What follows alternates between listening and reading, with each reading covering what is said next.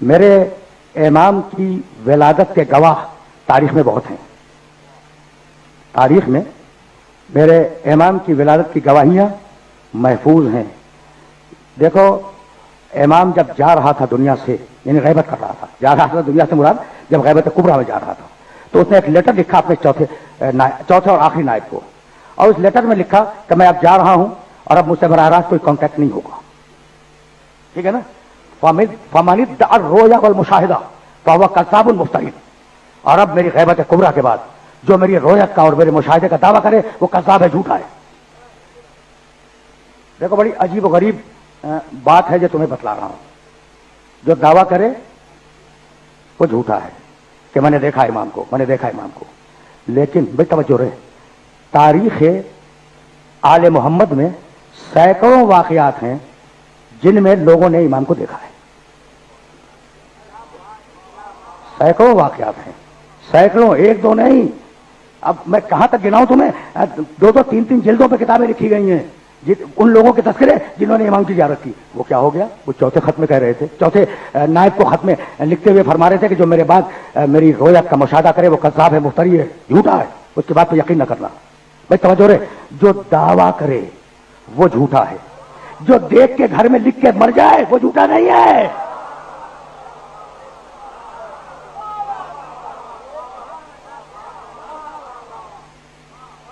پہنچ رہی ہے بات؟ جو ادعا فمن ادعا رؤیت والمشاہدہ، جو دعویٰ کرے وہ جھوٹا ہے، اور جو دیکھ کے اپنی کتاب میں اپنی ڈائری میں لکھ جائے وہ جھوٹا نہیں ہے.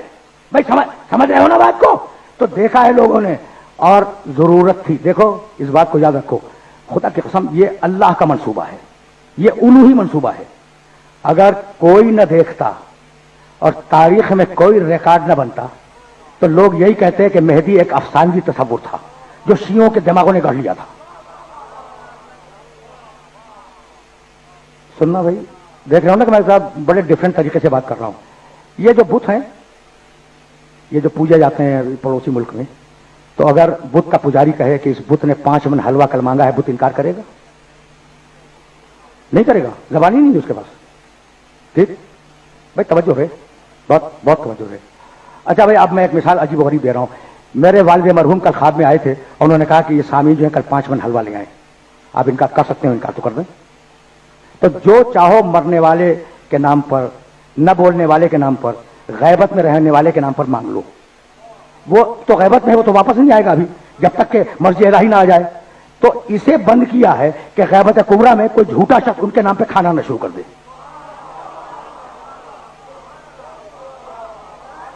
سمجھ رہے ہو؟ عجیب عجیب ہے.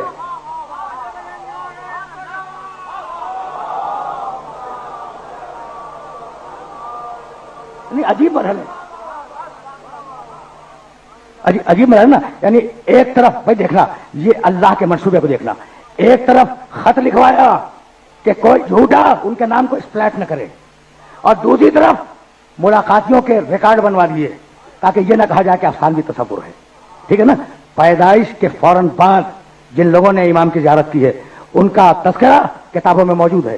احمد ابن اسحاق قمی. میں نے گفتگو تمام کی، اب زیادہ آج زحمت نہیں دوں گا، اور شاید یہ موضوع گفتگو کل اور پرسوں پہ محیط ہو جائے. ہے نا بڑا عجوبہ؟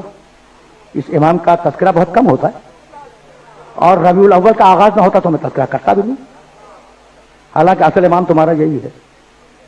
سمجھ رہے ہو نا؟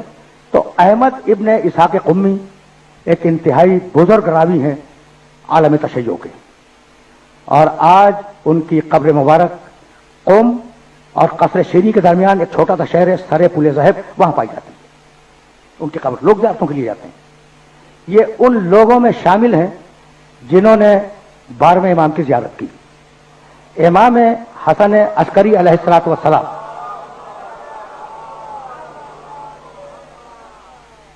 امام حسن عسکری علیہ السلام کے یہ نمائندے تھے قم میں، اور سال میں مسئلے جمع کر کے فتوے والے امام کی خدمت میں حاضر ہوتے تھے اور امام سے جواب لیتے تھے، پھر واپس قم آتے اور ان فتووں کو پھیلا دیتے تھے جن کے لائق ہوتے تھے.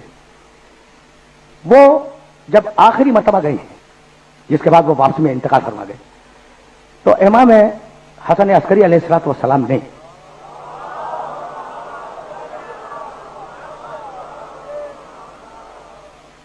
ان سے بس یہ گفتگو کا اختتامیہ ہے. ان سے یہ کہا کہ ابن اسحاق احمد ابن اسحاق قمی. ابن اسحاق شاید یہ تمہاری مجھ سے آخری ملاقات ہے، اس لیے کہ اس ملاقات کے بعد نہ میں بچوں گا نہ تم بچو گے. یعنی عجیب جملہ ہے. کہا فرزند رسول، اب میں بچوں نہ بچوں آپ کا بچنا تو ضروری ہے. کہا کیوں؟ کہا فرزند رسول ہدایت کون کرے گا؟ کہا ہدایت کرنے والا آ چکا، امام پیدا ہو چکے تھے اور کچھ دنوں کی عمر تھی. کہا فرزند رسول ہوگا کیا؟ کہا بھئی ہدایت کرنے والا تو آ چکا. کہا فرزند رسول اجازت ہے کہ میں اس کی زیارت کر لوں؟ ان کا ٹھہرو. پردہ ہٹایا امام نے، اندر تشریف لے گئے. ایک خوبصورت بچے کو اپنی گود میں لیے ہوئے آئے.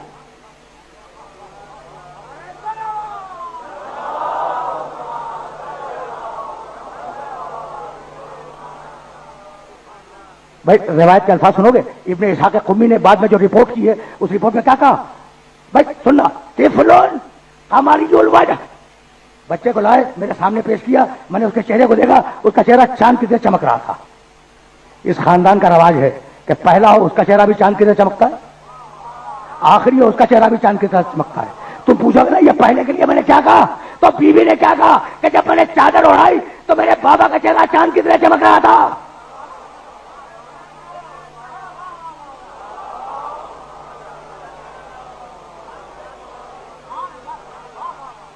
طفل قمری الوجہ. میری تقریر تمام ہو رہی ہے. اس بچے کا چہرہ چاند کی طرح چمک رہا تھا. اور کہتے ہیں ابن اسحاق قمی کہ چھوٹا بچہ 2-4 ہفتے کا بچہ، لیکن عجیب 2-4 ہفتے کے بچے کی آنکھیں ٹکتی نہیں ہیں، لیکن وہ نگاہوں کو ٹکا کے مجھے دیکھ رہا تھا. میں نے اسے سلام کیا، اس نے گردن سے جواب دیا.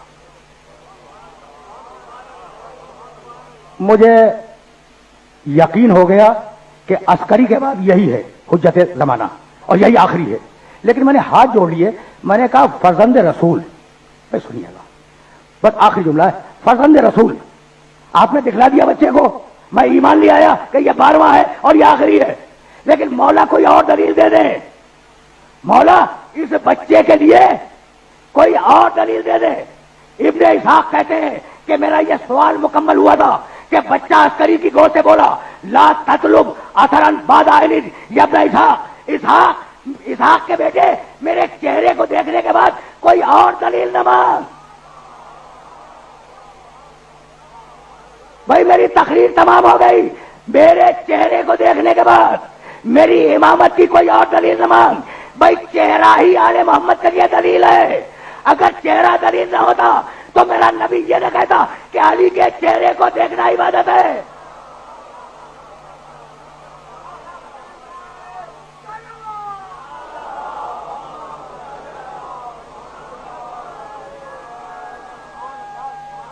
بس میں نے زحمت دی اور گفتگو اپنے آخری مرحلے میں داخل ہو گئی. یاد رکھو گے نا، لا تطلب اثرا بعد عین یا ابن اسحاق. اسحاق کے بیٹے احمد میرے چہرے کو دیکھنے کے بعد اب کوئی دلیل اور نہ مانگو. میں نے کیا کہا آپ سے کہ بس تقریر تمام ہو گئی. چہرہ ہی آل محمد کی دلیل ہے. اگر چہرہ آل محمد کی دلیل نہ ہوتا تو میرا نبی یہ نہ کہتا کہ النظر الی وجہ علی عبادہ، علی کے چہرے کو دیکھنا عبادت ہے. اور اگر چہرہ آل محمد کے لیے دلیل نہ ہوتا تو مباہلے کا عیسائی یہ نہ کہتا کہ میں ایسے چہرے دیکھ رہا ہوں.